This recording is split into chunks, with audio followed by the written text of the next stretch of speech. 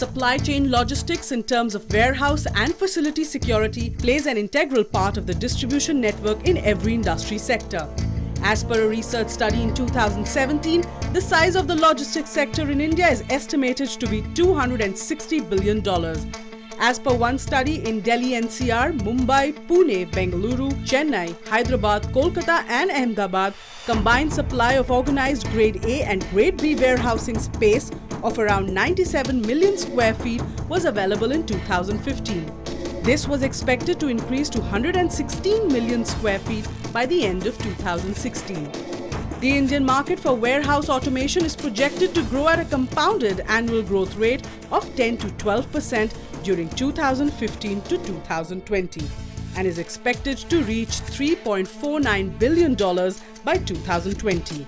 Warehouses are prone to criminal activities such as pilferage, robbery, unauthorized access, while on the more intensive side, also vulnerable to militant attacks in interior regions in India.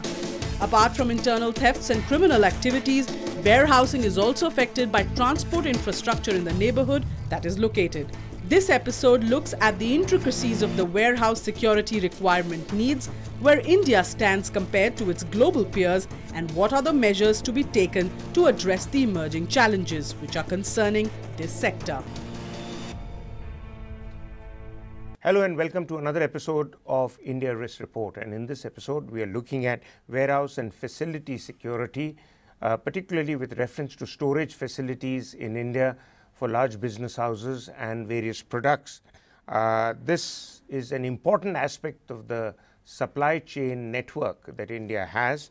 India has amongst the largest road networks in the world, but equally our storage facilities are something that we are going to debate about and are not necessarily the best in the world, though there is a lot of movement of freight and other items. And we have two experts with us, Mr. Ratnakar Bade of Flipkart, who's the Director of Security there, and I'm hoping to learn a few things from you today, Mr. Ratnakar. Kunal Bhogal, I believe you've been on this show before, so welcome back, and Vice President of Security and Design at IRIS. I'll start with you, Ratnakar. As per a study, the size of the logistics sector in India is estimated to be about $260 billion. And in addition to this, the logistics sector in India has been growing at a positive rate of 14% over the last 5 years. Why is it that we hear so little about the logistics sector and the sheer importance it has to everyone's business? Absolutely correct, Mr. Maruf. So, if you look at the recent business meetings which were going on where Prime Minister attended, and if India is to become a $10 trillion economy by 2030, the logistics sector is invariably important sector there. Why it is being heard less? It's an intrigue to me as well, because it is one of the biggest employer in the country as of now. But primarily, most of the employment or coming is in the unorganized kind of sectors. Some of the, say for example, there is no central repository of number of warehouses that we have in the country, or the logistic parks which are across India. Now, if you look at the logistics growth, is definitely going to go to tier 2 and tier 3 cities and most of the states. For example, Northeast is growing phenomenally with the rapid pace. But when you go look at the infrastructure, the availability of information about it is very, very meager and is coming very, very sporadically. So I feel that there is a definite need of the information flow that should happen from maybe from government agencies, the logistics partners, as well as regulatory bodies, and also industry should also make an effort to highlight not only the importance of this sector, but also create that information repository and make it available to the industry players. Okay, your area specifically is of looking at security, risk factors, etc. Now, a global HR company in 2015 has indicated that internal thefts in warehouses in India and distribution centers is a growing concern. I mean, all sorts of figures have been given, but basically it says that thefts could take place both at transit points and at storage points. That's correct. Why is that so, that a point Ratnakar brought out, that it is not always the organized sector that's working in this space. So obviously, when somebody is part of the unorganized sector, his loyalty to you or to the products would be limited. So how is it that you would recommend that companies look at this area with greater seriousness? How do you incentivize people to be honest, if I may put it that way? So let me put it this way. See, there has been a Warehouse Development Regulation Act which was drafted in 2007. We are in 2018 and a lot has changed in this last one decade. Today the lapses are not just happening within the warehouse, but it's happening throughout the value chain. And though there has been numbers floating, for both organized as well as unorganized sectors, criminal cartels moving around and directly directly impacting the entire value chain.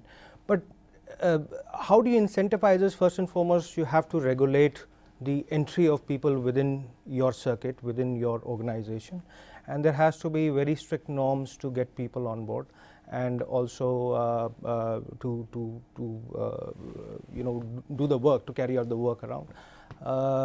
There have been, me and Ratnakar have spoken on multiple instances wherein I think the background checks which are needed for people who are working within the sector, those have to be pretty much in full gear. And of course, last but not the least are the security measures that you put in to make sure that all the activity is monitored. There's an interesting dimension to it. Investigations have shown that bulk of these thefts are not happening because of casual labor. They are current and past employees, people who know their way around these warehouses. And in that case, the background checks would have taken place. So how do you overcome this problem of monitoring past employees who would then be a threat to your business? Well, with all due respect to the background checks and the background investigation industry, the quality of background checks that we do, that is also in question. Though there are individuals who have worked in such industries, similar industries, or with competition in the past, very important to see not just what has been their individual background, but what has been their performance. How have they been viewed by their employers? Have they been caught in any kind of rackets or any kind of incidents? So I think that information is very much required, and it is directly proportional to how much are you willing to pay for the quality of these investigations. Okay, moving back to more specific to the supply chain, we have the second largest network of roads around the world, 5.4 million kilometers. But at the same time, the poor road conditions slows down the movement of goods. Also, there is a problem about too many delays at entry-exit points. There is also the problem that alternate methodologies or means to move products from one place to another are not being adopted with that kind of vigor that our economy needs. Your thoughts on that? Absolutely correct. So, integrated transportation network or the infrastructure, that is essentially very important for development of the logistics sector anywhere in the world, and that's where we see that in Western world or in the US, why the logistics is growing phenomenally. 5.4 million road network, but how much of that is national highways? Not even 10%. And if you look at the traffic which is going through, or the loads which are going through national highway, they are totally, they are phenomenally high if you look at it. So the quality of roads, that's an important aspect. And I think if you see recently, the government is putting a lot of focus on the infrastructure development, and especially the areas like Northeast, where that's why the logistics is growing there. Entry-exit points, I am feeling that because of GST, probably all those lacunas will get streamlined, and that will definitely bring a lot of changes in the whole logistic networks and network expansions. So we could see that bigger warehouses will come up in the tier 1 cities, tier 2 cities, and from where the shipments or the transporting the goods to tier 2, tier 3 cities could be easier part. On the other hand, tier 2 and 3 cities, they are definitely going to grow, at least if not for the bigger warehouses, definitely for smaller centers and that is going to create a lot of employment, as that's coming back to the question which was left to the Kunal. Okay, so I mean you both remain optimistic, but we'll come back after a break to look at some of the key issues that affect warehousing and facility security in the supply chain in India, as well as look at some good models that we can adopt from elsewhere in the world, but that after break.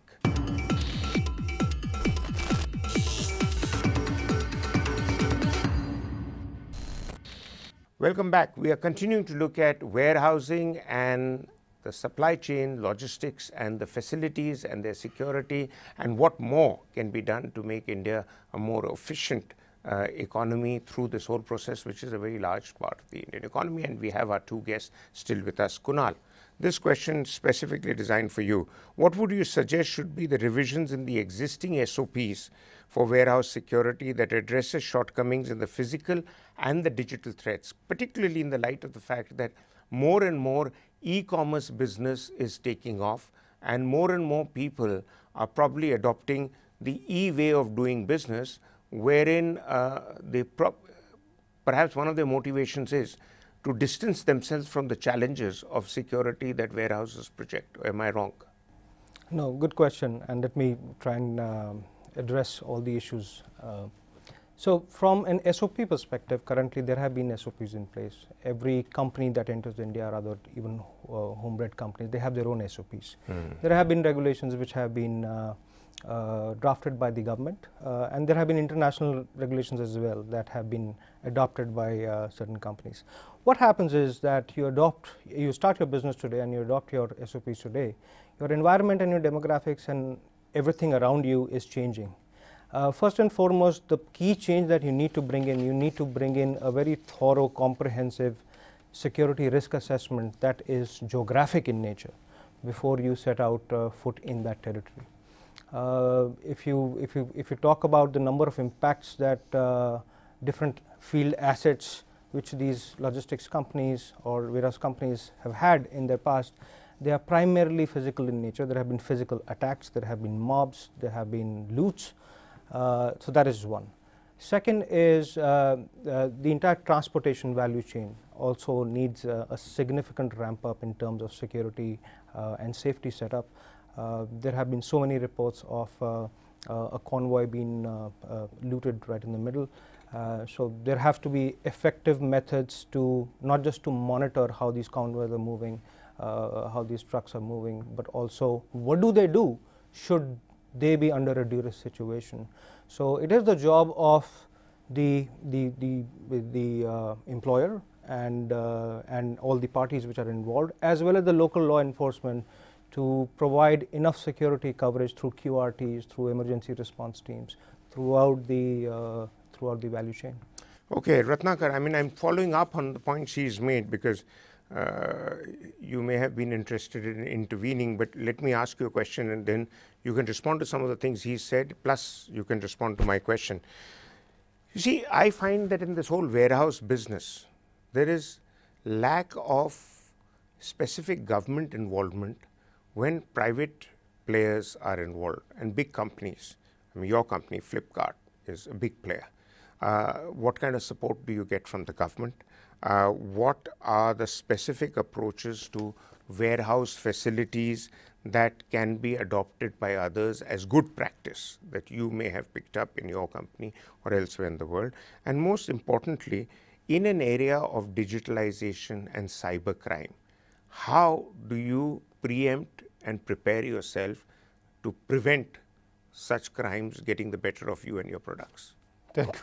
I think quite a long question, and also to mandate to comment on what Kunal said. So, I think government job is the governance, and when we say that how government is helping, definitely government is creating infrastructures. Most of our warehouses are located along the roads, highways. We are getting certain permits, for occupation, doing the business. So that way, government is definitely helping there, and that's an enabler for any company, any logistics company. Ultimately, trucks have to move, people have to come to the work at the safe environment. and how we are protecting the whole warehouse businesses. So coming back to the same thing, going back to the basics. So most of it is unorganized sector, or where the infrastructure is not developed much, and we have certain challenges in terms of getting the skilled manpower, etc. And how crime is another area which is always impacts most of the logistics companies. So going back to basics, create the SOPs which are proactive in nature, preventive in nature, which can actually map the evolving risk and prepare the preventive plans as well as the responsibilities. Security systems make huge contribution to this, whether we have the access controls, CCTVs, etc. Law enforcement contributes hugely in terms of getting the crimes busted, getting the people, criminals to the book, and also preventing that thing. In terms of digitization, yes. So e-commerce works on digital platform, and the data, company data, product data, customer data, that is very much important. And there are certain checks which are always the certain security structures which are put in place where we can ensure that this data is protected. Certain standards, which company follows which standard, that is left to the company. But if you look at the industry standards, there are certain ISO standards, for example 27001 for information security management system, and there are certain other standards for business continuity in terms of the physical operations as well as digital operations. So those are the standards which companies are now going for. And if you look at the global companies, they are already up there where Indian companies can follow for this. For example, some of the global players in the logistics, they already are certified for TAPA standards, Transported Asset Protection Association, or CITIPAT, which the companies which are shipping to US, and there is also European standard called EUO. So these standards, when they bring in, they actually bring up the maturity level of the security program, and they that baseline which actually works as a preventive measure for any attack, whether it is physical attack or the digital attack. So I think it is time for Indian logistics companies also to create a baseline for security and conform to certain standards which are not client driven, but they are more preventive and proactive in nature, where we can make sure that our people, our operations, and our brand is safe. As the logistics networks are growing across India, there is huge opportunity for security service partners, for example, guarding services partner, or the security technology partners, and even the security consultants, security risk consultants, for example. So newer and newer geographies are coming in the picture. We require the risk assessment on ground. We want to establish security systems and get the whole risk kind of control. But one point I want to make to the partner is that they need to consider themselves as partners of the business, and work with the business to keep the cost of security low. So that way the whole security infrastructure can grow and everybody gets benefited out of it. Well, very comprehensively put together, but possibly my last question is to you, Kunal, and which is, over the past decade, the logistics sector has become more and more important. I mean, sheer growth numbers is phenomenal. Absolutely. But what are the millennial changes that the security domain would now be facing in warehousing? So that's the first part of the question.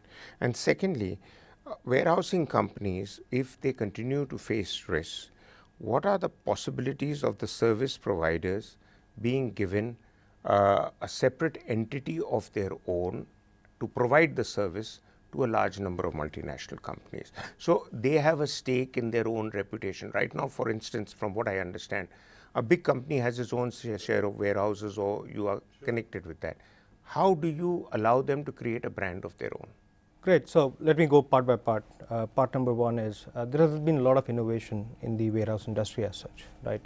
A lot of processes are getting digitized. You have robotics coming in, you have artificial intelligence coming in, which will tell you how much to keep and where to deliver. So using not just traditional security or the traditional approach that we have been using for the security and handling and material handling of warehouses, we need to first and foremost start looking at the new age technologies which are out there, and how do we integrate them, how do we actually harness the potential of these. Some of them I've just noted. The other aspect is, you're right, a lot of these warehouse companies, they have their brother or sister arms which cater to multiple other businesses. So it all comes back to what we discussed earlier, that you have to conform to global norms, you have to conform to what is the need of the business, and then write your own standards which are very localized to the way we conduct business in here. Having said that, the way to go about this and to safeguarding your own interests and safeguarding your reputation over a period of time is to revisit the SOPs over and over again. Writing an SOP and implementing is quite a job, but revisiting it is quite another. So you have to keep on constantly improving upon what are your minimum laid down standards, and that is what is primarily the baseline of a maturity level that we're all looking at. So quite clearly what has emerged in our discussions is that there is a lot of activity that's taking place already in the Indian space, but B, you can't be complacent. There is international standards. We need to adhere to international standards, and I think most importantly, adhering to international standards will give comfort to multinationals who want to do business in India. But that, with the new sets of SOPs and revisiting SOPs and constantly being alert to the challenges, is the big challenge. Thank you very much for being with us on the show. We'll be back next week with another episode. Until then, goodbye.